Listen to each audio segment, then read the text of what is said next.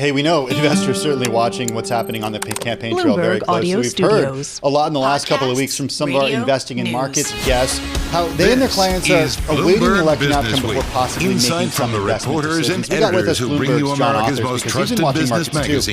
And the so-called Trump trade and the prediction markets. I got to tell you, Carr, you weren't here on Friday, but I was watching the prediction markets and Tim on Friday Stenovec after our program from Bloomberg Radio. And they were moving very quickly away from this clear Trump victory over Harris. And I emailed John Authors. I was like, have you seen what's happening here? And sure enough, yeah, he'd been watching it too. We got John Authors with us. Sadly so. Also joining us, Bloomberg News Markets reporter Justina Lee. She writes about the election gambling facing its moment of truth. John, Justina, welcome to the program. Both of you writing about the prediction markets. Justina, I do want to start with you, though, because remind everyone what exactly we're talking about here. I think for a lot of people, this is the first election where they're hearing about this stuff.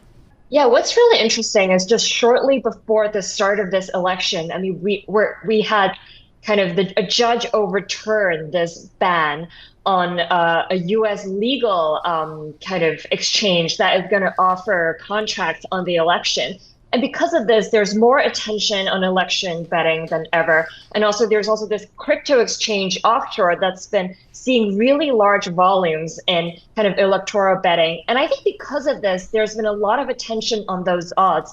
And in particular, because over the past month, they've shown like a way higher probability for Trump than we're seeing in, forecast models like 538 or Nate Silver. John, come on in on this. You've got a column out noting that the prediction markets are giving now Donald Trump a November surprise, not necessarily a good one.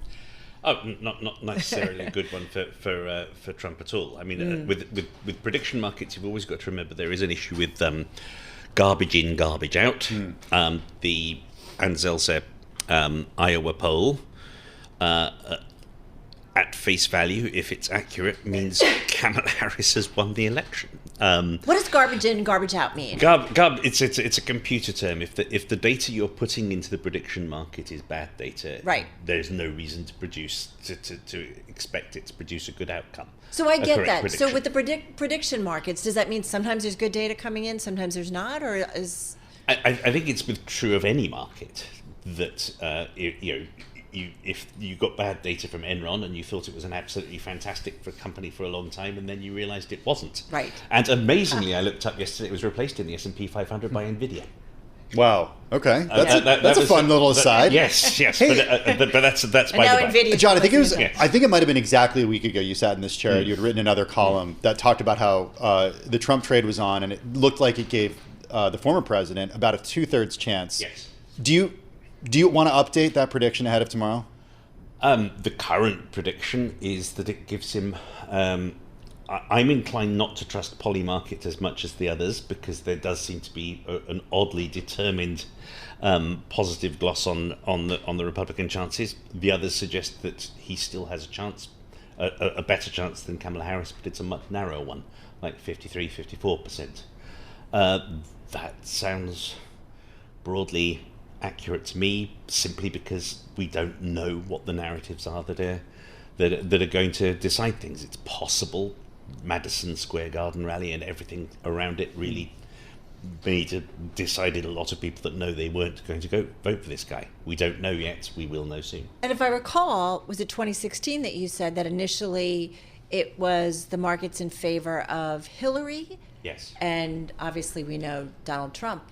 Exactly. Well, we also, and the markets were prediction markets were convinced in Britain that Brexit was not going to succeed in the referendum earlier that year, and that one wasn't right either. Right. I mean, the other thing you've got to be very careful with in real markets with capital at stake. I did just check up the S&P E-mini futures were down more than 5%. In the immediate wake of the networks calling 2016 for Donald Trump. I remember that. I remember watching it. And they were deep. Up by the time the markets actually opened the following day. So there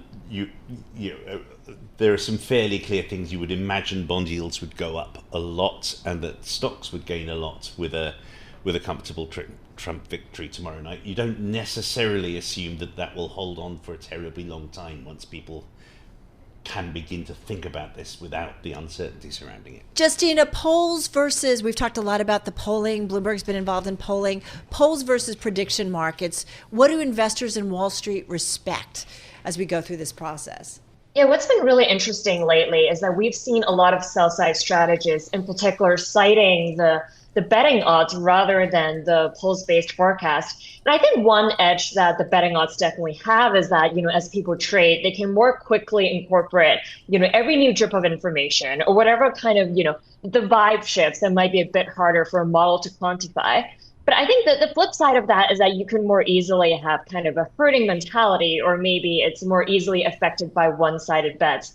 Whereas I guess like the polls-based forecasts are more grounded on data, but you really need sort of the trends to be roughly similar to history for that polls-based forecast to really have any insight. Oh, I love this. We've got a listener saying, can Americans bet on the winner? How does someone do it? Yes. I mean, Justina can tell you more about it, but Kelsey can let you do it. We are in the Interactive Brokers studio, are we not? We are. You can, not that I'm necessarily saying you should, but you can bet on it on Interactive Brokers if you like. And Robinhood, thanks to the CFTC's loss in court. A number of people will let you do it legally, even without getting a VPN and pretending not to be American. Well, that's why, Justina, in your story, you note that the prediction markets have entered the big leagues with the 2024 presidential vote. I mean, this is kind of new territory for everyone, for investors, for betting, for the betting public here in America. Yeah, that's right. I mean, we're seeing really large volumes, especially compared to before. And one thing that I think is really interesting is, when it comes to financial markets, we always think the more liquidity, the better. And so kind of by that logic, I mean, this year's odds should be especially informative. But at the same time, it's kind of funny because I spoke to an expert, on Friday, and he was saying, maybe pay attention to the smallest market of all, which is predicted. Because predicted kind of limits the sizes of your positions. And so you don't really get kind of any of these big whale trades that you get on poly market. And of course, that's kind of a really interesting question now, because predicted is the one platform that's giving even odds to the two candidates at this moment. And it also, if you look back to the summer, predicted saw Kamala Harris coming a long way before the other prediction markets that were out there. It saw the chance that, presumably because often the academics who are betting on Predictit are fairly well plugged in with Democratic politics, they got that Joe Biden was likely to have to stand down, and that Kamala Harris would be nigh on unstoppable if he did to get the nomination, far before Polymarket did. So they're not dumb. The other thing that is, if you're trying to produce a prediction, i.e. if you're not hedging your bets, if you're not trying to make money, but you're looking for the public to get better of a good prediction, on Predictit, everybody, including right. students who are just finishing their PhDs, is worth as much as Elon Musk. You guys, thank you so much. A great round the table on that. John Authers of Bloomberg Markets and Bloomberg Opinion, Justina Lee, markets reporter at Bloomberg.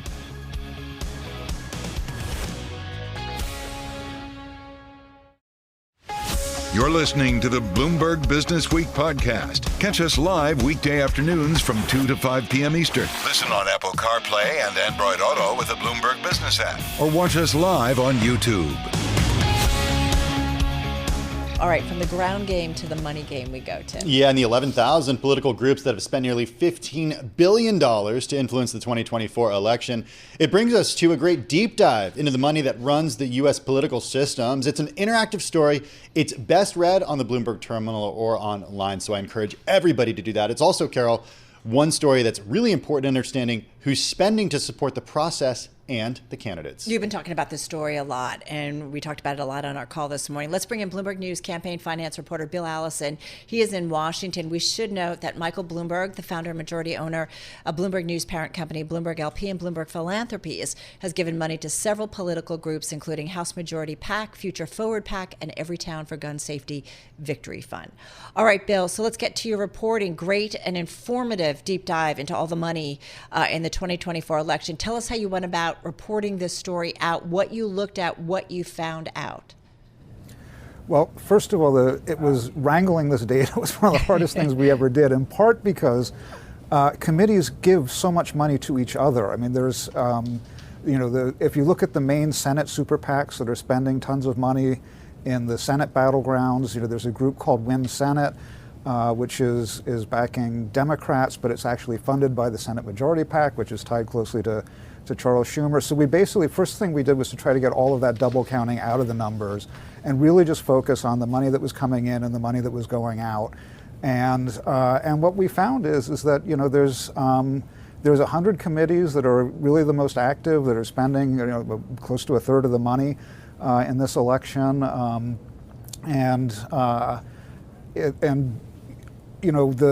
we've just seen blockbuster amounts of money being spent. It's most likely going to set the record. It's on track to set the record for the most expensive election ever, even more than 2020 when you had a huge Democratic field for the primaries and for the general election. It's just the amounts of money that are being spent are just staggering. Yeah, $15 billion is just a mind-boggling number. I wonder, though, how we got here, Bill. Is this all a result of that 2010 Supreme Court Citizens United decision? That's a big part of it, which got rid of soft money to the parties. We had things like Swift Boat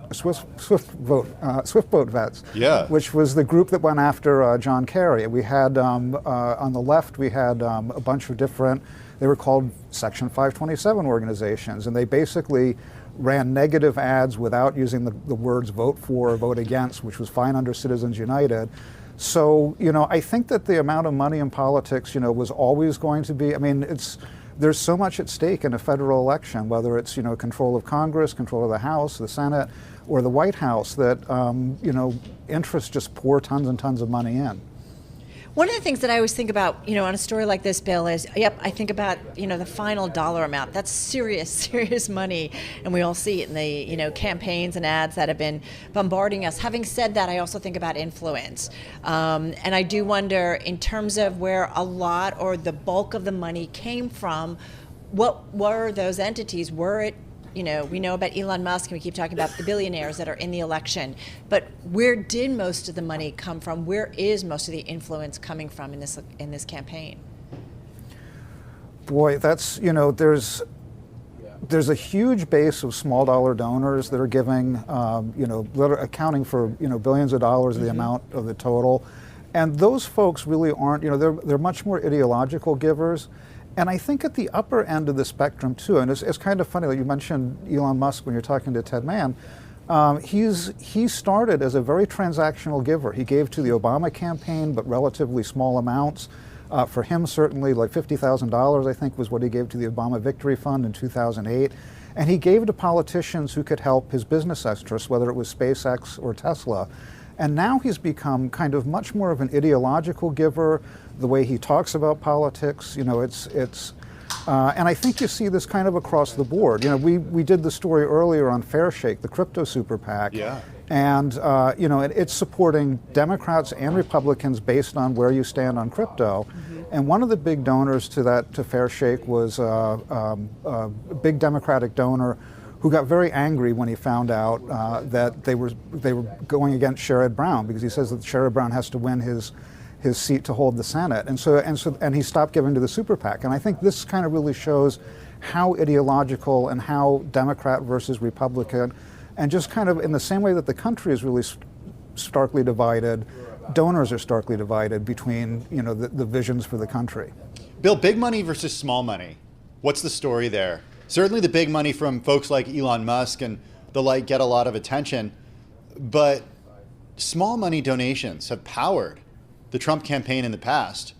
How did it do this year, and how did Harris's campaign do with small money donors? Actually, Harris's campaign is doing better. I mean, with Trump, in the past, he got much more support from small dollar donors, those giving less than $200 in aggregate for the election. Maybe, it's not just people. If you give like $10 21 times, you're an itemized donor. So he's gotten like a ton of support from people who didn't give very much in both 2016 and 2020, and much more from millionaires. This year, it's the millionaires, or people making donations of $1 million or more, because a lot of them are billionaires who are doing that. They're the ones who are really fueling his campaign. His outside money, there's about, I think it's close to $700 million dollars that are in outside money going to super PACs, compared to about $350 million that he's raised for his campaign. So he's doing much better now with the wealthy donors than he is with the small dollar donors. Part of that might be inflation that's hit his donor base. And part of it might be that just, the appeal isn't the same. He's been hitting these people up, the same people, since he won the nomination in 2016. Yeah. And, you wonder if he's gone to the well one too many times. Great stuff. Bill, thank you so much. Bill Allison, Bloomberg News campaign finance reporter, joining us there from Washington, D.C. You're listening to the Bloomberg Businessweek podcast. Listen live each weekday starting at 2 p.m. Eastern on Apple CarPlay and Android Auto with the Bloomberg Business app. You can also listen live on Amazon Alexa from our flagship New York station. Just say, Alexa, play Bloomberg 1130. The other thing that is, thinking about the election, and I feel like it's safe to say that's been a big piece of the election, whether it's concerns or actuality of it, is disinformation. Our own Bloomberg News team reporting out how it has been permeating the U.S. presidential election on an unprecedented scale, with online instigators escalating doubts about the integrity of the electoral process as millions of Americans have been casting their ballots. So there's been a big question, Tim, about can you trust the vote? And that's exactly that Bloomberg News technology reporter, Austin Carr, tried to answer. He's set to figure it out. It's all in his Bloomberg Businessweek story about how U.S. voting machines became safer than ever. Austin joins us from the Bloomberg News Bureau in Boston. Austin, tell us about Chip Trowbridge and the Clear Ballot Group.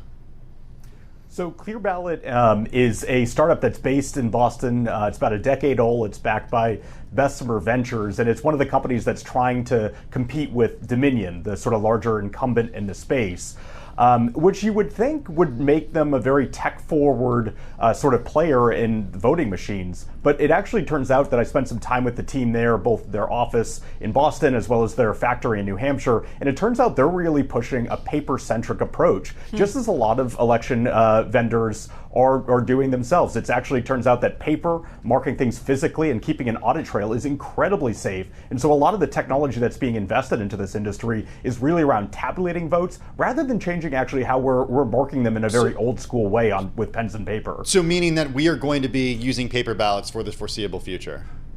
Correct. I mean, it's really funny Kinda these days. sense. You hear a lot of noise from people like Elon Musk saying that voting machines are super vulnerable to hacking and connected to the internet, and we should move back to paper. And a lot of the people I talk to say, you know what? I mean, these voting machines are, for the majority of them, are not connected to the internet, and about 98% of ballots will be cast on paper tomorrow. So it's actually a very paper-centric approach, which I think sort of cuts against a lot of the noise you hear around how much hacking and manipulation and all these servers that are apparently going to corrupt the election, just as they did in 2020 from some of the more conspiratorial voices we heard. All right, so I'm just playing devil's advocate. Why do we care what Chip has to say and what Clear Ballot Group has to say as we think about, how safe our voting process is? So Chip Trowbridge is the CTO of Clear Ballot. He came from a company called Endeca, which was later acquired by Oracle. They're very good at data analytics. And in fact, Clear Ballot got its start auditing elections. What their technology originally does is sort of scan all the paper ballots. When you get to a voting booth and you mark it down with a Sharpie and it kind of bleeds through the paper, maybe you just check it off, maybe you scribble, maybe you're a person who inadvertently circles the choice of the candidate you want. Well, this technology scans all those ballots and provides a visualization of all of them digitally. So if there are votes that are a little bit less clear, they can actually view them on a computer, but it's just sort of a corresponding sort of representation, a digital image of the physical paper ballot. So that's just helping to speed up the process so there aren't long delays when they have to do recounts or post-election audits. No. Yes, sir. And forgive me, go ahead, please. The longer there is between sort of the time that votes are cast and when election results are given, that's when a lot of the conspiracies fill that void. People start thinking something must be nefarious happening, when in actuality it's just there's a lot of bureaucracy and slow-moving sort of mechanisms that keep canvassing very slow. So this technology is designed to speed it up and make it a lot faster, but again, it's still fundamentally a paper-based voting system. So if paper-based is the thing, I mean, the idea is hanging chads something that we have to be worried about out in the future. We all remember, not everybody maybe remembers, right? It's 2024. That was back in 2000. But that was quite a fiasco, unexpected. And some say if it had played out differently, we might have had a different president in the White House. But do we have to be worried about something like hanging chads, though? No, so that actually sparked, after the 2000 Florida fiasco, those were based on mechanical levers. So those are the punch cards that you have those hanging chads from physically punching in. This is just you're marking a ballot. There's basically two approaches. You're marking a ballot with a Sharpie, then you submit it into a scanner, it keeps the paper, and then the tabulator just provides a digital image of it and just counts it. The other system that Dominion has gotten some controversy for is a touchscreen. You enter your choices, and then it prints out the physical ballot, and that's what you submit. It has your candidates that you selected printed out with clear, legible text. You can review it. There's a QR code that the scanner scans, and that's what you submit. So both are paper-based approaches, and that represents about 98% of voting. But again, unless you're really messy with your Sharpie, I'd say the vast majority of votes are inputted pretty properly. Again, I'm not questioning your penmanship. I'm sure you're going to do a great job.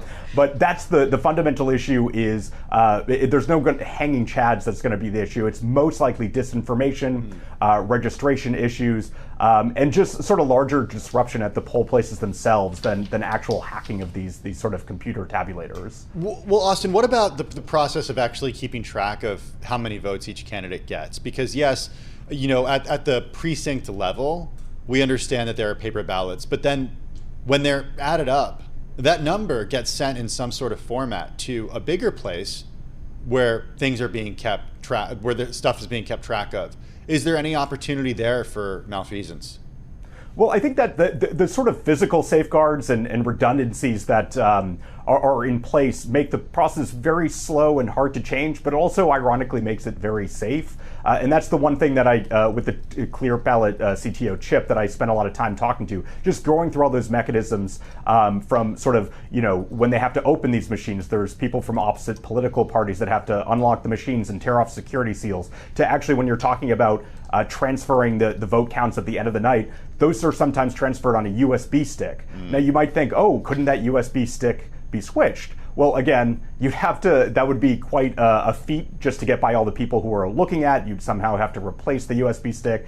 The logs that you plug it in and out of a computer, you'd have to change those. And then again, these ballots, those are unofficial results. The physical ballots are the official count. So even if you did change the somehow hacked into a USB stick that was being transported to a central location, I don't know, you'd have to corrupt both the scans at the precinct and at a county level. You'd have to replace the paper ballots. It's just there's a lot of redundancies, analog, offline redundancies in place that make it sort of fantastical and really hard to play out this sort of scenario. I think we said in the piece that it's not so much that you'd have to have Mission Impossible cunning, but really the logistical omnipresence of Santa Claus to pull off something like this at scale.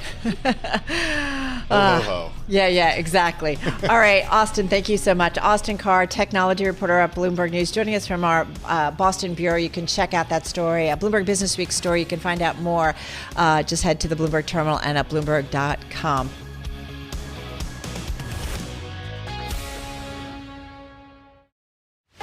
You're listening to the Bloomberg Businessweek podcast. Catch us live weekday afternoons from 2 to 5 p.m. Eastern. Listen on Apple CarPlay and Android Auto with the Bloomberg Business app. Or watch us live on YouTube. I'm driving in my car.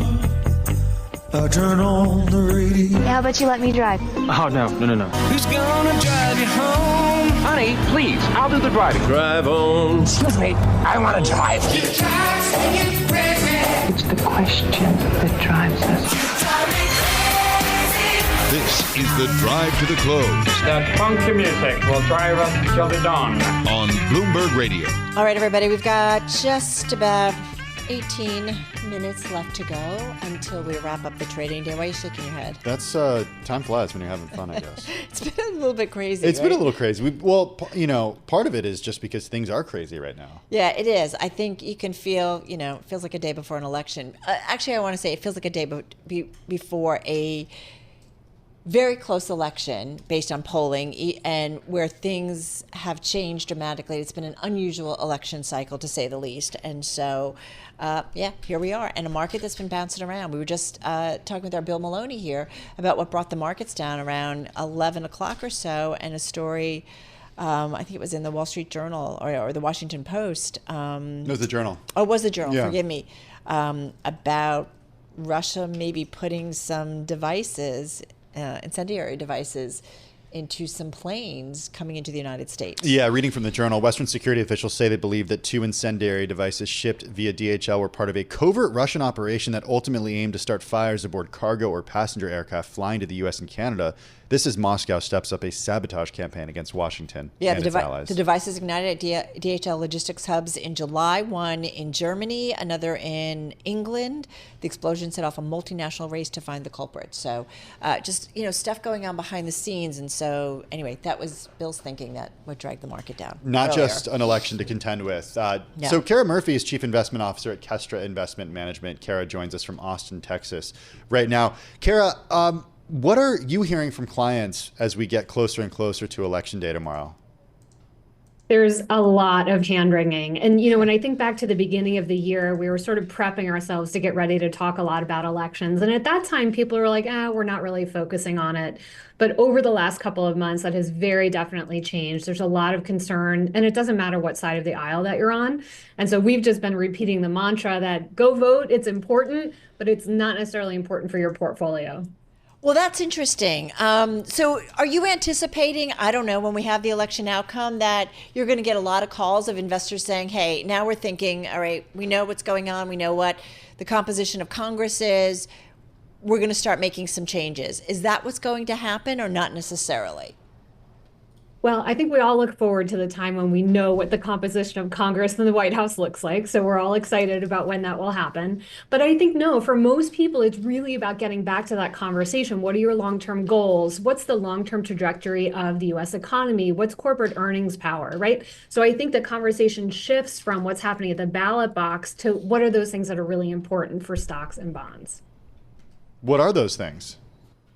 So earnings, right? That's a big one.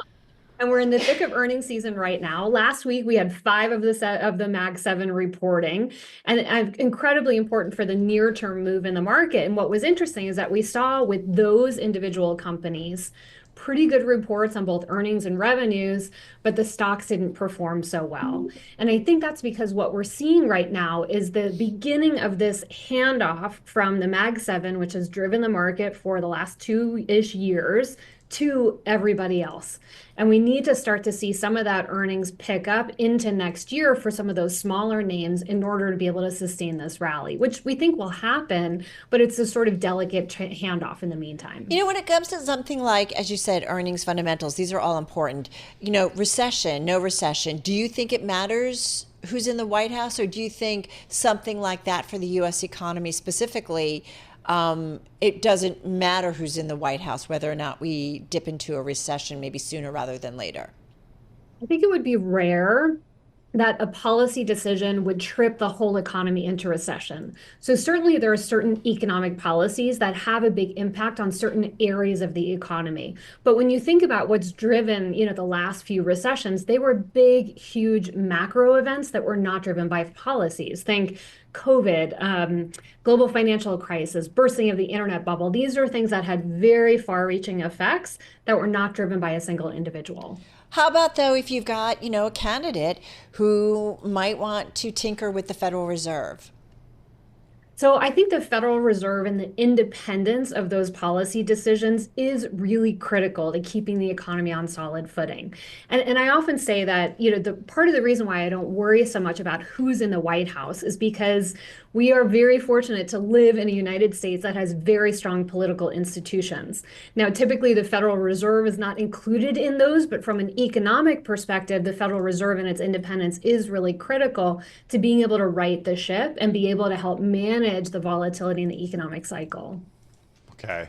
So help us think past the election, because I think a lot of us are focused. You need to. Yeah. I mean, one thing that we've been hearing from folks like you is that, okay, maybe the risk isn't necessarily with the presidential election. It's with who else is elected in terms of the House and the Senate and the makeup there, but also how long this drags on for. Yeah. And I'm wondering what happens to the markets if it drags on.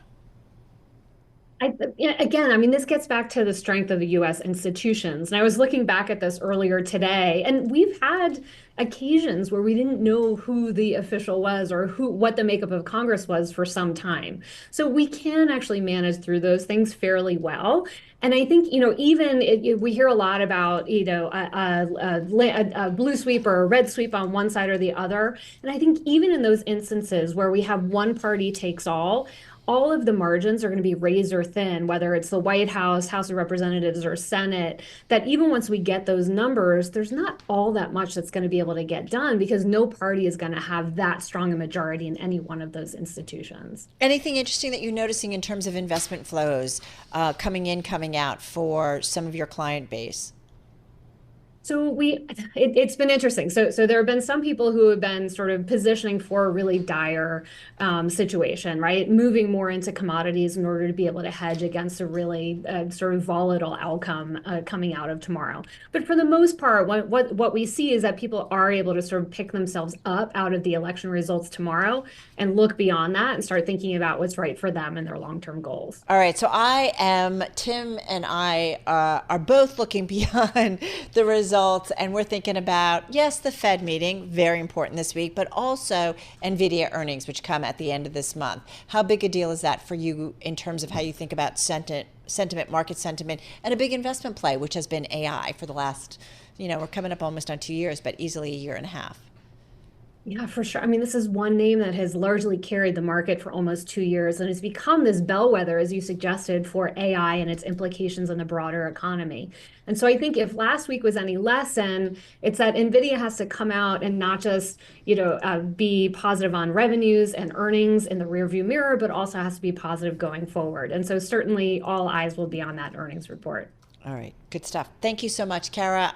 Look forward to talking to you next time. Kara Murphy, Chief Investment Officer, Kestra Investment Management, joining us from Austin, Texas. This is the Bloomberg Businessweek podcast, available on Apple, Spotify, and anywhere else you get your podcasts.